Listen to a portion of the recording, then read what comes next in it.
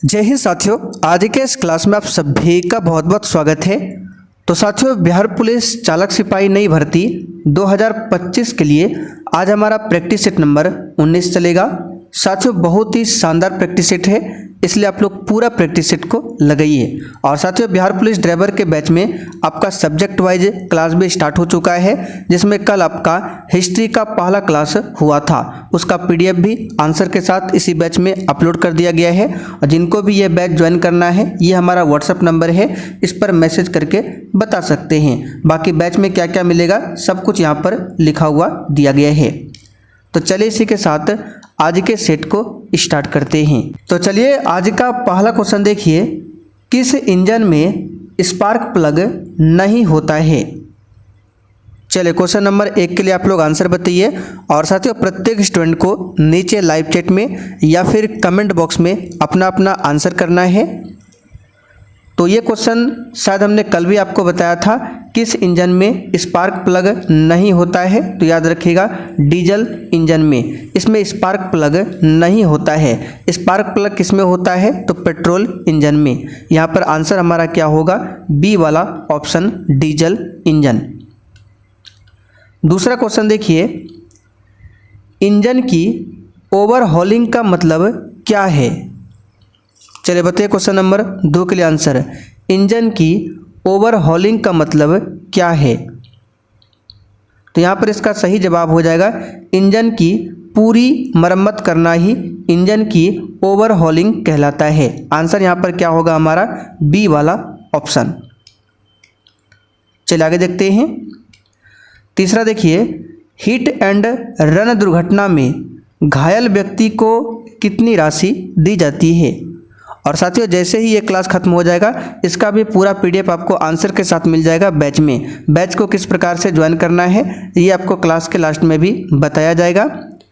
तो hit and run दुर्घटना में अगर व्यक्ति की मृत्यु हो जाती है तब उसको दिया जाता है 2 लाख रुपया, लेकिन अगर व्यक्ति घायल हुआ है तो उसको 50,000 रुपया दिया जाता है। आंसर यहाँ पर क्या होगा? सी वाला ऑप्शन।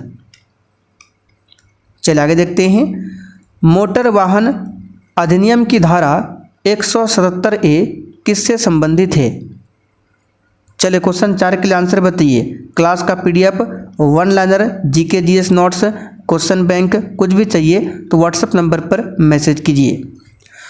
तो मोटर वाहन अधिनियम की धारा 177A जो है ये ट्रैफिक शिक्षा और जागरूकता से संबंधित है। आंसर यहाँ पर क्या होगा?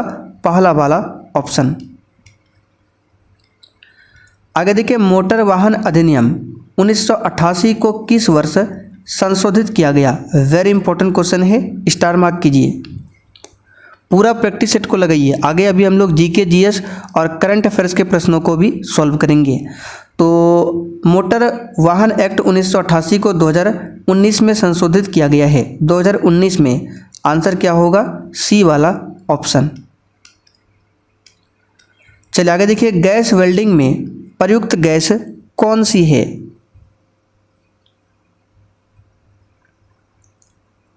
तो साथियों, गैस वेल्डिंग में प्रयुक्त गैस कौन सी है? यहाँ पर इसका सही जवाब क्या होगा? तो इसमें ऑक्सीजन और एसिटिलीन का मिश्रण होता है गैस वेल्डिंग में। सी वाला ऑप्शन जो है आपका बिल्कुल सही है। चलिए आगे देखिए, बसों के अचानक रुकने पर बैठे यात्री आगे किस नियम के कारण झुक जाते हैं। तो ये कौन सा नियम है? ये है आपका जड़त्व का नियम, जड़ता का नियम। पहला वाला जो ऑप्शन है आपका राइट है। चलिए आगे देखते हैं। ये क्वेश्चन पहले भी आपको करा चुके हैं। सीएनजी के वाहनों में ईंधन के रूप में भरने के लिए कितने किलोग्राम प्रति वर्ग सेंटीमीटर तक दबाया यानी कि कंप्रेस किया जाता है। यानी सीएनजी को अगर वाहन में ईंधन के रूप में भरना हो तो सीएनजी को कितने किलोग्राम प्रति वर्ग सेंटीमीटर तक कंप्रेस किया जाता है। तो याद रखिएगा, 200 से 250 किलोग्राम प्रति वर्ग सेंटीमीटर तक। आंसर क्या होगा? सी वाला ऑप्शन। चलिए आगे देखिए, हैंड ब्रेक को कौन सा ब्रेक कहते हैं। बताइए, हैंड ब्रेक को कौन सा ब्रेक कहते हैं। तो इसको मैकेनिकल यानी कि यांत्रिक ब्रेक भी बोला जाता है। एक कार का हैंड ब्रेक जो है पूरी तरह से यांत्रिक ब्रेकिंग सिस्टम का लीवर होता है जो विफल होने पर प्राथमिक हाइड्रोलिक सिस्टम का ये बाईपास करता है। कौन? Mechanical break. तो हैंड ब्रेक को मैकेनिकल ब्रेक भी बोला जाता है। आगे देखिए, उपयुक्त संकेत क्या दर्शाता है?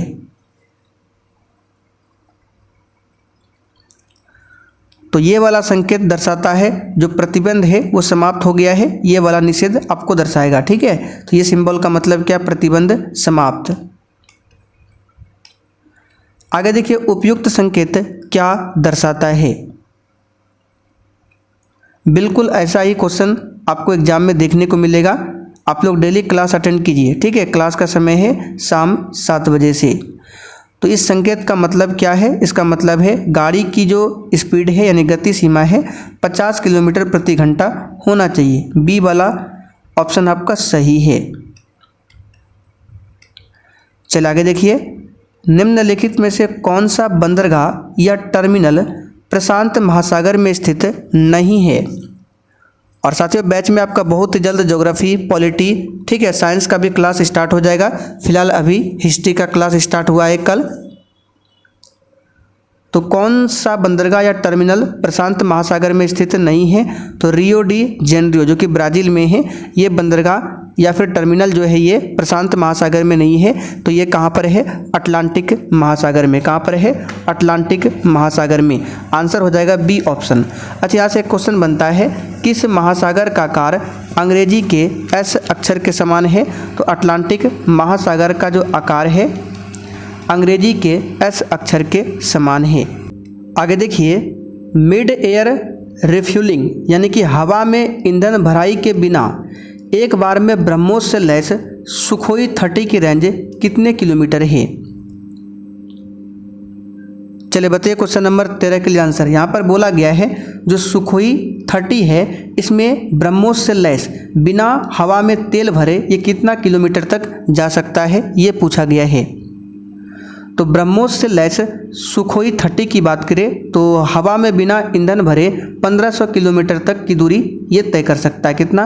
1500 किलोमीटर। यहाँ पर पहला वाला ऑप्शन आपका राइट है।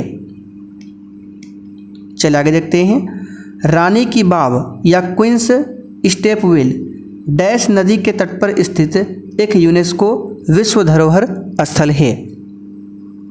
यानी कि बताना रानी की बाव जो है किस नदी के तट पर स्थित है? तो साथियों, ये सरस्वती नदी के तट पर स्थित है। यहाँ पर पहला वाला ऑप्शन आपका सही जवाब है। रानी की बाव जो है इसे 11वीं सदी के चालुक्य राजा भीमदेव प्रथम की स्मृति में उनकी रानी और पत्नी उदयमती ने बनवाया था। ठीक है, तो ये किस नदी के तट पर है? सरस्वती नदी के तट पर।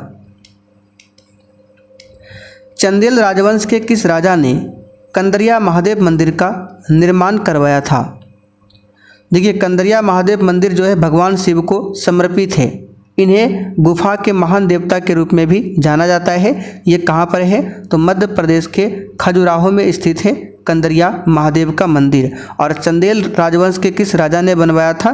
तो इसका सही जवाब क्या होगा? तो धनक देव ने। ठीक है, चंदेल वंश के राजा धनक देव ने कंदरिया महादेव मंदिर का निर्माण करवाया था। डी वाला ऑप्शन राइट है। चलिए आगे देखते हैं, आपतित किरण आपतन बिंदु पर लंब किरण और परावर्तित किरण सभी डैश अवस्थित होती है। तो ये बिल्कुल 10th क्लास का क्वेश्चन है। आपने परावर्तन का नियम पढ़ा होगा। परावर्तन के 2 नियम हैं। पहला नियम क्या है? आपतन कोण परावर्तन कोण के बराबर होता है। दूसरा नियम क्या है? एक समतल दर्पण है, इस पर आपतित किरण, परावर्तित किरण और इस आपतन बिंदु पर डाला गया विलंब तीनों एक ही समतल में होता है। यह है परावर्तन का दूसरा नियम। तो वही पूछा गया, आपतित किरण आपतन बिंदु पर डाला गया लंब और परावर्तित किरण सभी कहाँ पर होता है? तो एक समतल में होता है। तो यहाँ पर देखिए बी ऑप्शन में दिया है समान समतल में। आगे देखिए, दिल्ली सल्तनत के दौरान निम्नलिखित में से किस प्रकार का कर एकत्र किया जाता था?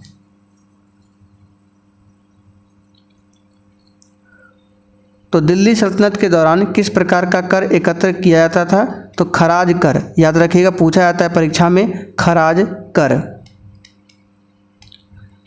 आगे देखिए, भारत में संविधान सभा के चुनाव डैश में हुए थे।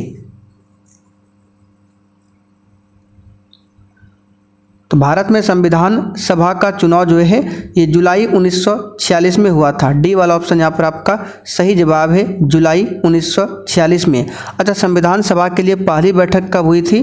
तो 9 दिसंबर 1946 को पहली बैठक होती है। दूसरी बैठक 11 दिसंबर 1946 को होती है। तीसरी बैठक 13 दिसंबर 1946 को होती है, ठीक 2 दिन के अंतराल पर। आप लोग कमेंट करके बताइए संविधान सभा के लिए जो लास्ट बैठक हुआ था वो कब हुआ था। आगे देखिए, द ग्रेट बैरियर रीफ जो कि यूनेस्को का विश्व धरोहर स्थल भी है, डैश से संबंधित है।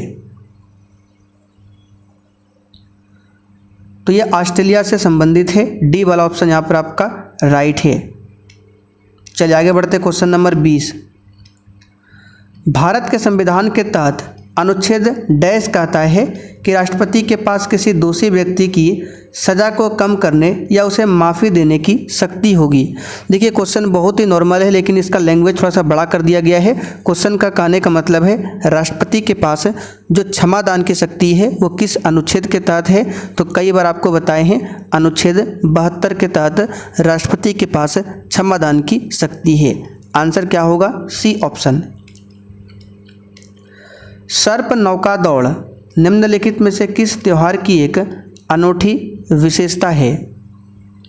तो सांप की आकृति का बना नौके का जो दौड़ होता है केरल में प्रसिद्ध है। और केरल में कौन सा फेस्टिवल प्रसिद्ध है? तो ओणम। तो ओणम की प्रमुख विशेषता है नौका दौड़। यहाँ पर पहला वाला ऑप्शन आपका सही है। चलिए आगे देखिए, विद्युत सेल के प्रतीक में मोटी छोटी रेखा डैश निरूपित करती है। चलिए बताइए क्वेश्चन नंबर 22 के लिए आंसर है। तो विद्युत सेल के प्रतीक में छोटी एवं मोटी रेखा जो है ऋणात्मक टर्मिनल को प्रतिनिधित्व करती है। इस प्रकार से जो होता है छोटा सा, ठीक है। तो ये क्या दर्शाता है? माइनस सिंबल, ऋणात्मक टर्मिनल को। तो यहाँ पे माइनस ऋणात्मक ना देकर डायरेक्ट बोला गया है विद्युत सेल के प्रतीक में जो मोटी छोटी रेखा होता है ये ऋणात्मक टर्मिनल को प्रदर्शित करेगा। तो यहाँ पर आंसर क्या होगा? बी वाला ऑप्शन। आगे देखिए, अल्ट्रासोनिक तरंगों की आवृत्ति क्या है? अल्ट्रासोनिक या फिर प्राश्रव्य। हमने आपको बताया था एक अवश्रव्य जिसका रेंज कितना होता है? 20 हर्ट्ज से कम।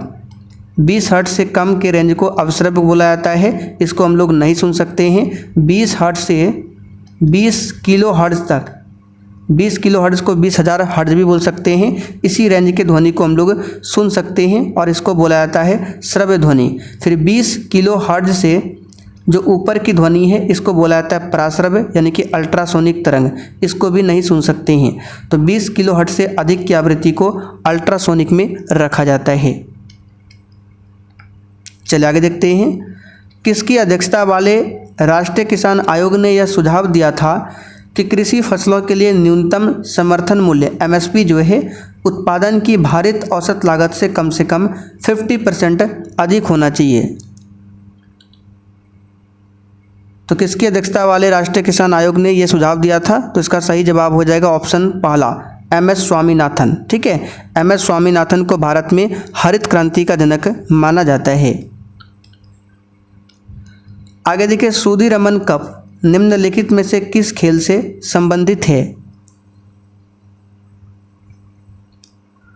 तो ये जो है बैडमिंटन से संबंधित है, सुधीरमन कप। आगे देखते क्वेश्चन 26। ईसाई समुदाय द्वारा जीसस क्राइस्ट के जन्म के उत्सव के रूप में मनाया जाने वाला वार्षिक त्यौहार क्रिसमस निम्न में से किस तारीख को मनाया जाता है? बताइए, क्रिसमस का फेस्टिवल किस तारीख को मनाया जाता है? तो 25 दिसंबर को मनाया जाता है। ठीक है, क्रिसमस दिवस 25 दिसंबर को। बी वाला ऑप्शन यहाँ पर आपका सही जवाब है। यह दिन ईसा मसीह के जन्मदिन का प्रतीक है, 25 दिसंबर। भारतीय विद्रोह की शुरुआत 10 मई 1857 को मेरठ से हुई थी। कई बार बता चुके हैं। और यह कब खत्म हुआ था ये बताना है। अच्छा क्वेश्चन है, बताइए। तो ये ख़त्म हुआ था 20 जून 1858 को। इसको याद कर लीजिए, इंपॉर्टेंट क्वेश्चन है। डी वाला ऑप्शन यहाँ पर आपका सही आंसर है। चलिए आगे देखिए, वायसराय लॉर्ड कर्जन ने डैश में बंगाल का विभाजन किया था, बताइए कब किया था। तो बंगाल का विभाजन 1905 में किया गया था। बी ऑप्शन यहाँ पर आपका सही जवाब है। और बंगाल विभाजन जो प्रभावी हुआ था वो 16 अक्टूबर 1905 से ये प्रभाव में आया था। और बंगाल विभाजन के विरोध में कौन सा आंदोलन चला था, तो स्वदेशी आंदोलन। आगे देखिए, निम्नलिखित में से कौन every vote counts the story of India's election इस पुस्तक के लेखक है। तो every vote counts the story of India's election यानी कि हर वोट मायने रखता है, भारत के चुनाव की कहानी, ये जो है भारत के पूर्व मुख्य चुनाव आयुक्त नवीन चावला द्वारा लिखी गई है। अच्छा पुस्तक है, याद रखिएगा, नवीन चावला। आगे देखिए, भारतीय राष्ट्रीय कांग्रेस का जो 27वां अधिवेशन है वो किस स्थान पर हुआ था। अच्छा क्वेश्चन है, बताइए इसका आंसर क्या होगा। तो भारतीय राष्ट्रीय कांग्रेस का जो 27वां अधिवेशन है वो 1912 में हुआ था। कहाँ पर हुआ था, पटना के बांकीपुर में। डी वाला ऑप्शन यहाँ पर आपका सही जवाब है, ध्यान रखिएगा। और इस अधिवेशन के अध्यक्ष कौन बने थे, R.N. माधुलकर, ये भी आपको ध्यान रखना है। चलिए आगे देखते हैं, निम्नलिखित में से किस वास्तुकार को ब्रिटिश काल के दौरान नई दिल्ली के मुख्य भागों में इमारतों की योजना बनाने और उन्हें डिजाइन करने का श्रेय दिया जाता है। तो यहाँ पर इस क्वेश्चन का आंसर क्या हो जाएगा, तो ये दिया था एडविन लुटियंस को। सी वाला ऑप्शन आपका सही जवाब है, एडविन लुटियंस को। आगे देखिए, निम्नलिखित में से कौन सा द्वीप यूनेस्को विश्व धरोहर स्थल है जिसमें मुख्य रूप से हिंदू भगवान शिव को समर्पित गुफा मंदिरों का संग्रह है। तो यह है एलिफेंटा द्वीप। बी वाला ऑप्शन यहाँ पर आपका सही जवाब है। एलिफेंटा द्वीप जो है महाराष्ट्र के मुंबई शहर में स्थित गेटवे ऑफ इंडिया से 10 किलोमीटर की दूरी पर स्थित है। बी वाला ऑप्शन यहाँ पर आपका सही जवाब है। ये भगवान शिव को समर्पित गुफा मंदिरों का संग्रह है, एलिफेंटा द्वीप। चलिए आगे देखते हैं, निम्नलिखित में से कौन सा समुद्री बंदरगाह हिंद महासागर में स्थित नहीं है। चलिए, बहुत ही शानदार क्वेश्चन है, बताइए। तो इसका सही जवाब है मनीला शहर। ठीक है, मनीला शहर मनीला खाड़ी के पूर्वी तट पर स्थित है और ये एक प्राकृतिक बंदरगाह है, ना कि ये हिंद महासागर में है। तो यहाँ पर पहला वाला ऑप्शन आपका सही है। चलिए आगे देखिए, क्वेश्चन नंबर 34, इसरो का प्रस्तावित शुक्रयान मिशन कौन से ग्रह के अध्ययन के लिए है। तो इसरो का प्रस्तावित शुक्रयान फर्स्ट जो है ये कौन से ग्रह के अध्ययन के लिए है, तो इसका सही जवाब है शुक्र के लिए। यहाँ पर आंसर क्या होगा, सी वाला ऑप्शन। शुक्र ग्रह सौरमंडल का सबसे गर्म ग्रह है, ये सौरमंडल का सबसे चमकीला ग्रह है। इसको सुबह का और शाम का तारा भी बोला जाता है। आगे देखिए, ओलंपिक रिंग पहली बार सार्वजनिक रूप से डैश में प्रस्तुत किए गए थे। तो साथियों, ओलंपिक के जो छल्ले हैं पहली बार 1913 में, कब, 1913 में सार्वजनिक रूप से इसे प्रस्तुत किया गया था। सी वाला ऑप्शन आपका सही जवाब है।